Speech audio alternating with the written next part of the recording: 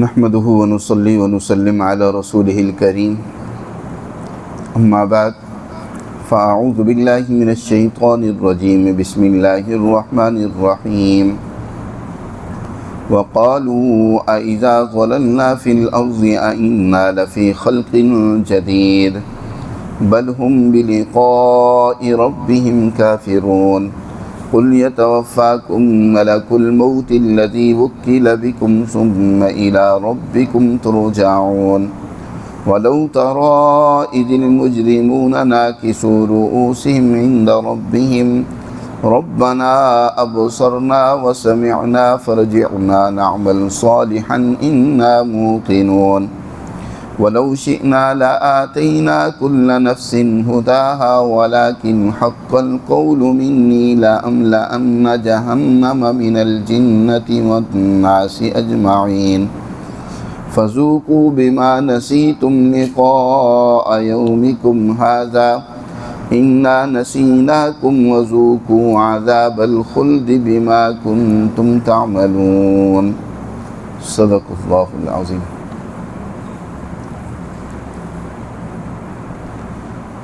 سورہ السجدہ میں اللہ سبحانہ و تعالی نے دین اسلام کے وہ بنیادی نظریات و عقائد کی وضاحت کی ہے جن میں نبی کریم صلی اللہ علیہ وسلم کی رسالت اور قرآن کی صداقت و حقانیت کو سب سے پہلے واضح کیا ہے، اور آپ کو سب سے پہلے جو ہدایت ہوئی کہ آپ اپنی قوم کو خبردار کریں کہ جو وہ اعمال اور کام کر رہے ہیں ان کے نتائج انتہائی ان کے خلاف نکلیں گے۔ لِتُنذِرَ قَوْمًا مَا أَتَاهُم مِّن نَذِيرٍ مِّن قَبْلِكَ، آپ انہیں خبردار کر دیں، ڈرائیں، آگاہ کر دیں کہ جن کے پاس آپ سے پہلے ایک لمبا اور طویل زمانہ گزر چکا ہے کہ کوئی ڈرانے والا اور خبردار کرنے والا نہیں آیا، اور مقصد یہ ہے لعلہم یہتدون کہ آپ کے سمجھانے اور ڈرانے سے وہ ہدایت اور سیدھے راستے پر آ جائیں۔ پھر اسی طرح اللہ سبحانہ و تعالی کی عظمت، اس کی توحید، اس کا مقام وہ واضح کیا گیا، اور اس کائنات کی تخلیق اور اس کائنات کا سب سے بہترین شاہکار حضرت انسان، اس کی تخلیق کا بیان ہوا ہے کہ اللہ نے آسمان و زمین جو کچھ ان کے درمیان ہے اس نے 6 دنوں کے اندر ان کی تخلیق کی ہے، اور پھر اس انسان کو جو سب سے خوبصورت تخلیق ہے اس کائنات کی وہ انسان ہے۔ اس کو اللہ نے مٹی سے پہلے انسان کو مٹی کے خلاصے سے آدم علیہ السلام کو بنایا، پھر آگے اس کے توالد و تناسل کا سلسلہ ماء مہین سے جاری فرمایا، یعنی وہ سلالۃ من ماء مہین، پانی کا وہ قطرہ جو در حقیقت ایک جوہر اور خلاصہ ہوتا ہے انسانی باڈی کا، جس قدر وہ غذائیں کھاتا ہے خون بنتا ہے، اور پھر خون کا بھی جوہر اور خلاصہ جو ایک قطرہ آب کی صورت میں مرد کے اندر وجود میں آتا ہے، اسی طرح عورت کی چھاتی میں اور مرد کے پشت میں اس کی تخلیقی مراحل سے وہ گزرتے ہوئے جو تیاری ہوتی ہے، اور پھر اللہ اس سے آگے اس کی نسل کی افزائش کا، نسل کی پیدائش کا سلسلہ جاری فرماتے ہیں، تو یہ اس مالک کی ایک عجیب قدرت ہے۔ اور پھر تیسرا جو اہم نظریہ اور عقیدہ ہے کہ یہ جو دنیا جس میں تمہیں بھیجا گیا ہے یہی سب کچھ نہیں ہے، یہاں تمہیں ایک کام کے لیے پیدا کیا ہے، اور اس انسان کو اللہ نے پورا اختیار اور قدرت دی ہے کہ اس دنیا کے اندر وہ اپنی مرضی سے فمن شاء فلیؤمن ومن شاء فلیکفر، جو چاہے ایمان لے آئے، اللہ کی تعلیمات کو مانے، ان کے مطابق عمل کرے، اور جو چاہے انکار کر دے اور اللہ کی تعلیمات سے منہ موڑ لے۔ اس دنیا میں اس انسان کو سوائے انسان اور جنوں کے کسی اور مخلوق کو اختیار نہیں دیا گیا،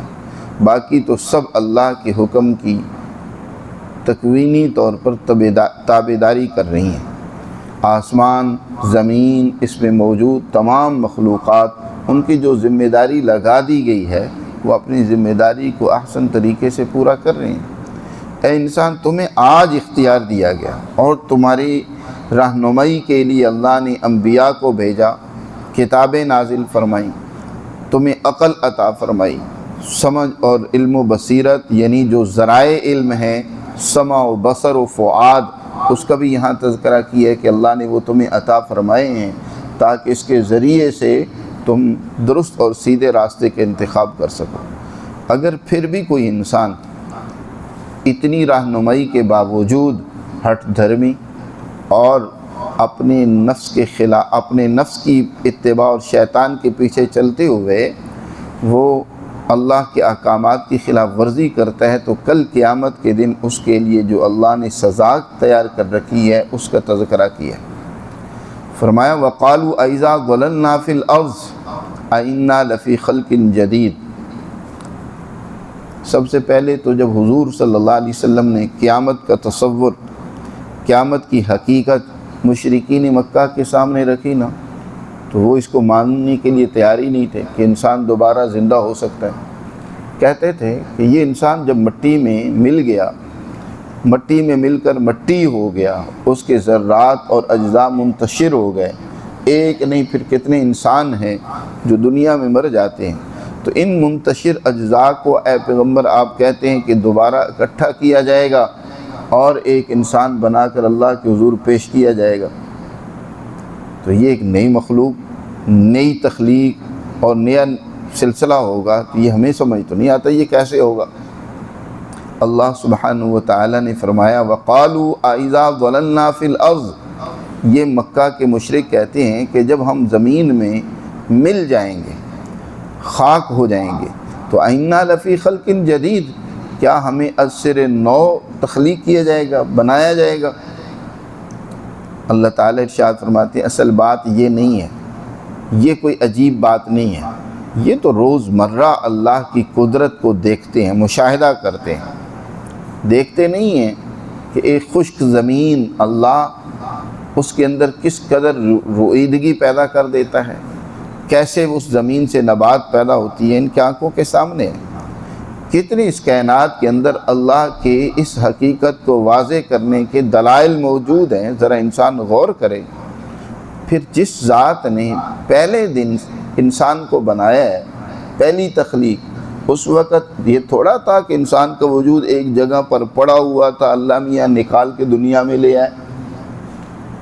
دنیا ہی سے، دنیا بھر کی نعمتوں سے، ان کے اجزاء سے انسان کا یہ خون تیار ہوا۔ کہیں کی کوئی نبات ہے، کہیں کا گوشت ہے، کہیں کی کوئی چیز ہے، مختلف غذائیں جس دنیا میں پھیلی ہوئی ہیں، پھر وہ غذائیں کہاں کہاں بنی، ان کو اللہ نے جمع کر کے اس انسان کی خوراک بنایا، اس سے خون بنا، پھر اس سے وہ قطرہ آب بنا، پھر اس سے انسان وجود میں آیا، اور پھر ایک بڑھتے بڑھتے ایک بچہ وہ 9 ماہ کے بعد دنیا میں آتا ہے۔ تو اب کہتا ہے کہ یہ دوبارہ کیسے، جب جوان ہو گیا، اب اس کو عقل سمجھ آ گئی کام کرنے کی، اس میں طاقت و قوت آ گئی، تو کہتا ہے اب کیسے میں دوبارہ بنوں گا۔ بھئی جس ذات نے پہلی دفعہ بنایا ہے اس ذات کے لیے دوبارہ ان اجزاء کو اکٹھا کرنا کیا مشکل ہو گیا؟ یہ بات نہیں ہے کہ دوبارہ بنانا کوئی اللہ کے لیے مشکل ہے۔ اصل بات یہ ہے کہ یہ انسان اپنی اس زندگی کی بدماشیوں کا دوبارہ سامنا نہیں کرنا چاہتا۔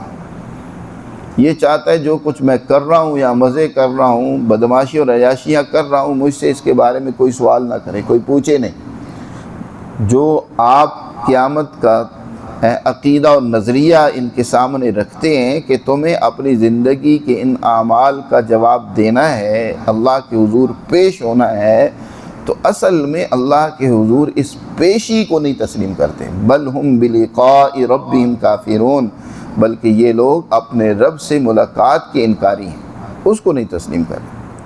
قل یتوفاکم ملک الموت الذی وکل بکم ثم الی ربکم ترجعون، اے پیغمبر فرما دیجئے یہ تمہاری روح، یہ جسم ہی نہیں ہے محض تمہارا۔ انسان صرف جسم کا نام نہیں ہے، بلکہ جسم تو ایک محض خول ہے، اصل انسان اس کے اندر ہے، اور وہی اصل انسان ہے، اسی کے اوپر انسانی اعمال کے اثرات مرتب ہوتے ہیں، وہی بن رہا ہے یا بگڑ رہا ہے، اسی کی اصلاح ہو رہی ہے یا اسی کی خرابی ہو رہی ہے، اسی کا نام اصل انسان ہے۔ وہ جب انسان کے اندر سے نکل جاتی ہے وہ روح، تو اب اس خول کی، اس جسم کی کوئی اہمیت نہیں رہتی جی۔ اور انسان اس جسم کے ذریعے سے جو عمل کرتا ہے اس کے اثرات اسی روح پر جا کر مرتب ہوتے ہیں۔ جو اچھا عمل کرے گا تو روح پر اس کے اثرات ویسے مرتب ہوں گے، برا عمل کرے گا تو روح پر اس کے اثرات ویسے مرتب ہوں گے۔ یہ در حقیقت بدن ذریعہ ہے روح تک اثرات کے منتقل کرنے کا، پہنچانے کا جی۔ جیسے ہم اگر اپنے اندر کو ٹھنڈک پہنچانا چاہتے ہیں تو اس جسم کے ذریعے سے ہی ٹھنڈک پہنچے گی کہ جسم کو ہی ٹھنڈی جگہ پر لے جائیں گے، یا گرمائش پہنچانا چاہتے ہیں تو اس جسم کو ہی ذریعہ بنائیں گے اندر تک گرمائش پہنچانے کا۔ تو یہ در حقیقت جسم ذریعہ ہے محض۔ اصل جو اس انسان جو اس کے اندر موجود ہے، جس کے نکلنے سے اس جسم کی بھی اہمیت ختم ہو جاتی ہے، وہ اس کی روح ہے۔ اور اس روح کے قبض کرنے پر اللہ نے ایک فرشتہ مقرر کر رکھا ہے جس کو عزرائیل کہا جاتا ہے، جس کے سینکڑوں لاکھوں ہزاروں آگے کارندے ہیں، اور وہ انسانوں کی روح نکالتے ہیں اللہ کے حکم سے۔ جب جس کی روح دنیا میں جتنا عرصہ اس کے بدن میں رہتی ہے، جب اس کا وقت پورا ہو جاتا ہے تو اس کو نکال لیتے ہیں، اور وہ روح نکال کر اللہ کے حضور پہنچا دیتے ہیں جی۔ چاہے وہ سجین میں پہنچتی ہے بری روح، یا علیین میں پہنچتی ہے اچھی روح، تو بہر صورت وہ تو اللہ کے حضور پہنچ جاتی ہے مرتے ہی۔ وہ اس نے تو وہاں اپنے اصل مقام پر پہنچ گئی، وہ نہیں ختم ہوئی، وہ قائم و دائم ہے جی۔ اسی کو ذکر کیا یہاں، قل اے پیغمبر فرما دیجئے، یتوفاکم، تم کو پوری طرح لے لیتا ہے، تمہاری روح کو نکال لیتا ہے، ملک الموت الذی، ملک الموت الذی وکل بکم، وہ ملک الموت کہ جس کے تم سپرد کیے گئے ہو، اس کے تمہیں حوالے کیا گیا، اور وہ ملک الموت آتا ہے اور اپنی اس روح کو نکال کر لے جاتا ہے، وکل بکم۔ نبی کریم صلی اللہ علیہ وسلم نے ایک دفعہ ملک الموت کو دیکھا، ایک انصاری صحابی کے سرہانے بیٹھے ہیں اور اس کی روح قبض کرنے لگے۔ حضور صلی اللہ علیہ وسلم نے ارشاد فرمایا، میرے اس صحابی کے ساتھ نرمی کرنا، نرمی سے پیش آنا، سختی کے ساتھ پیش نہ آنا۔ وہ ملک الموت عرض کرنے لگے، اے اللہ کے رسول، آپ خوش ہو جائیے، آپ مطمئن رہیے کہ میں ہر مومن کے ساتھ نرمی سے پیش آتا ہوں اور اس کی روح بڑی ہی اچھے انداز سے نکالتا ہوں۔ فرشتہ جب مومن کے پاس آتا ہے تو بڑی خوبصورت ہے شکل اور صورت کے ساتھ آتا ہے، بلکہ اس کی جو فوج بھی ساتھ ہوتی ہے تو بڑے خوبصورت سفید عمدہ لباس اجلے پہنے ہوئے ہیں۔ جب وہ قریب المرگ انسان انہیں دیکھتا ہے تو بڑا خوش ہوتا ہے کہ یہ تو بڑے کوئی پاکیزہ نفوس آ رہے ہیں، اور جو قریب آتے ہیں پھر روح کو تیار کرتے ہیں اور وہ کہتے ہیں کہ اے روح، یا ایتہ النفس المطمئنہ، اے نفس مطمئنہ، تو بڑے اچھے طریقے سے اس بدن میں رہی، اچھی زندگی تو نے گزاری ہے، اب چل اپنے رب کی طرف، ارجعی الی ربک، اپنے رب کی طرف چلو، راضیۃ مرضیہ، اس لیے اس طرح تم اپنے رب کے حضور چلو کہ وہ تم سے خوش ہے، کیونکہ دنیا میں تم نے اس کو خوش رکھنے کی کوشش کی ہے، اپنے رب کے مرضی کے کام کیے، آج تمہارا رب تم سے راضی اور خوش ہے۔ تو ارجعی الی ربک راضیۃ مرضیہ، اور حکم ہوتا ہے فادخلی فی عبادی وادخلی جنتی۔ تو وہ فرشتہ جو تمہارے اوپر مقرر کیا گیا ہے وہ تمہاری روح لے کر جاتا ہے، اور پھر کل قیامت کے دن ان تمام ارواح کو دوبارہ ان کے وہ اجسام بھی دیے جائیں گے اور وہ اللہ کے حضور پیش کیے جائیں گے۔ ثم الی ربکم ترجعون، پھر تم اپنے رب کے حضور لٹائے جاؤ گے۔ اور کل قیامت کے دن جب اللہ کے حضور پیش ہونا ہوگا، اس وقت مجرموں کی عجیب حالت ہوگی، سر جھکائے ہوئے، شرمندگی اور خجالت سے چہرے سیاہ، اور بہت ہی بری حالت ہوگی۔ واویلا کرتے ہوں گے، چیختے چلاتے ہوں گے کہ ہائے آج ہماری شامت اعمال کہ ہم نے کیا کیا دنیا میں۔ وَلَوْ تَرَىٰ إِذِ الْمُجْرِمُونَ، کاش کہ تم دیکھتے اس دن کو جب مجرم لوگ ناکسوا رؤوسہم عند ربہم، اپنے رب کے حضور گردن جھکائے مجرموں کی طرح کھڑے ہوں گے، اور اس وقت اقرار و اعتراف کریں گے ربنا ابصرنا وسمعنا، اے ہمارے پروردگار ہم نے تو آج آنکھوں سے دیکھ لیا جس کا ہم انکار کرتے تھے، آج ہم نے اس سچ کو سن لیا، یقین ہو گیا ہمیں کہ حقیقت اور سچائی کیا تھی۔ اب اے اللہ مہربانی کر ہمیں اب دنیا میں ایک دفعہ بھیج دے، اب دیکھنا ایک لمحہ بھی ہم بد عملی میں مبتلا نہیں ہوں گے، وہ کام کریں گے جو تیرے اور تیرے پیغمبر نے فرمائے ہوں گے۔ فرجعنا نعمل صالحا، ہمیں دنیا میں لٹا دیں، ہم بہت اچھے کام کر کے آئیں گے، انا موقنون، بے شک ہمیں اب یقین آ گیا، اب ہمیں پورا یقین آ گیا۔ وَلَوْ شِئْنَا لَآتَيْنَا كُلَّ نَفْسٍ، دوسری جگہ پر اللہ نے واضح کیا ہے کہ اب وہ دنیا میں جانے کا وقت گزر گیا، لیکن پھر بھی اگر تمہیں ہم دنیا میں بھیجیں تو حال تمہارا پھر بھی وہی پرانا ہی ہوگا، پھر بھی تم اسی طرح کی بدماشی ہی کرو گے، لیکن اب وہ وقت گزر گیا۔ اللہ کی طرف سے ایک ہی مہلت تھی، ایک ہی زندگی تھی اس دنیا کی، وہ تمہیں دے دی گئی، اب تو جزا و سزا کا وقت ہے۔ وَلَوْ شِئْنَا لَآتَيْنَا كُلَّ نَفْسٍ هُدًى، اور دیکھو دنیا میں انسان کو اللہ نے اختیار دیا ہے، وہ اپنی مرضی سے چاہے اچھا کرے برا کرے، اس کو اختیار ہے، زبردستی اللہ کسی پر دنیا میں نہیں کرتا۔ جی جیسے بعض مخلوقات کو اللہ نے طوعاً او کرہاً، چاہیں وہ یا نہ چاہیں، انہیں اللہ کے حکم کی تابعداری کرنی ہے، وہ نافرمانی نہیں کر سکتے۔ یا جیسے ملائکہ ہیں کہ ان کے اندر اللہ نے برائی کی صلاحیت اور طاقت ہی نہیں رکھی، وہ ہمیشہ اچھائی ہی کرتے ہیں۔ لا یعصون اللہ ما امرہم ویفعلون ما یؤمرون، اللہ کی نافرمانی نہیں کرتے، وہ وہی کرتے ہیں جس کا ان کو حکم ملتا ہے۔ تو انسان میں بھی ایسا کیا جا سکتا تھا کہ اللہ تعالیٰ ان کے اندر شر کا مادہ ہی نہیں رکھتے ہیں، لیکن یہ پھر انسان کا کمال نہیں تھا، یہ انسان کا امتحان اور ابتلاء نہیں تھا، یہ انسان کا کمال اسی لیے ہے، یہ سب سے بہترین کائنات کا شاہکار اسی لیے ہے کہ اس میں اللہ نے اختیار رکھا ہے، جی اپنی مرضی سے کرنا ہے، جو کچھ کرنا ہے، اچھا کرنا ہے یا برا کرنا ہے، اس میں تمہیں اختیار دیا گیا ہے۔ تو اللہ تعالیٰ ارشاد فرماتی ہیں وَلَوْ شِئْنَا لَآتَيْنَا كُلَّ نَفْسٍ هُدَاهَا، اگر ہم چاہتے تو یقیناً ہر نفس کو اس کی ہدایت جی عطا کر دیتے، یعنی زبردستی کی ہدایت عطا کر دیتے، لیکن وَلَٰكِنْ حَقَّ الْقَوْلُ مِنِّي، لیکن ہماری بات، میری بات یہ بھی تو سچی ثابت ہونی ہے نا، جو اللہ نے یہ بات کہہ دی تھی پہلے دن ہی سے انسان کو کہ لَأَمْلَأَنَّ جَهَنَّمَ مِنَ الْجِنَّةِ وَالنَّاسِ أَجْمَعِينَ، کہ یقیناً میں بھر دوں گا جہنم کو جنوں اور انسانوں سب سے۔ جہنم میں بھی اللہ نے نافرمانی کرنے والوں کے لیے ایک سزا کا مقام بھی بنا رکھا ہے جہنم، تو اس میں بھی تو بد اعمال لوگوں کو اللہ نے ڈالنا، اس لیے اللہ نے دنیا میں اختیار دی ہے، مرضی ہے تمہاری، تم کدھر کون سے ایک مقام اور گھر میں جانا چاہتے ہو۔ فَذُوقُوا بِمَا نَسِيتُمْ لِقَاءَ يَوْمِكُمْ هَذَا، تم میری اس ملاقات کو جو بھولے ہوئے تھے دنیا میں، اس پر تمہیں یقین نہیں تھا، اس کو تم نے سامنے نہیں رکھا، اس کی بھولنے کی سزا کا مزہ چکھو۔ بدعملی یا گناہ وہی کرتا ہے انسان جس کے سامنے کل اللہ سے ملاقات کا یقین نہیں ہے، یا وہ مانتا ہے تو اس کا یقین اس درجے کا مضبوط نہیں ہے، کمزور ہے۔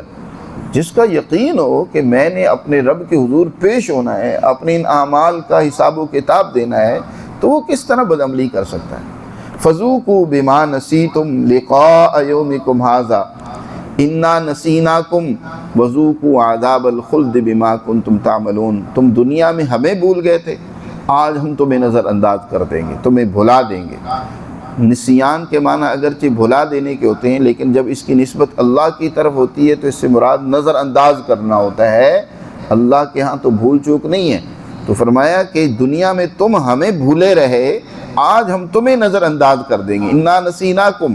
اور حکم ہوگا وذوقوا عذاب الخلد، چکھو تم ہمیشہ کی سزا کو، بما کنتم تعملون، جو تم عمل اور کرتوت دنیا میں کرتے تھے یہ اس کا بدلہ ہے، اس کے بدلے میں آج جہنم کی سزا اور عذاب کا مزہ چکھو۔ تو ان آیات میں اللہ سبحانہ و تعالی نے مرنے کے بعد اور پھر کل قیامت کے دن جو انسان کو جزا و سزا کا سامنا ہوگا اسے بڑے پرہیبت اور جلال کے ساتھ اللہ نے یہاں بیان فرمایا ہے۔ اللہ ہمیں آخرت کی تیاری کی توفیق نصیب فرمائے۔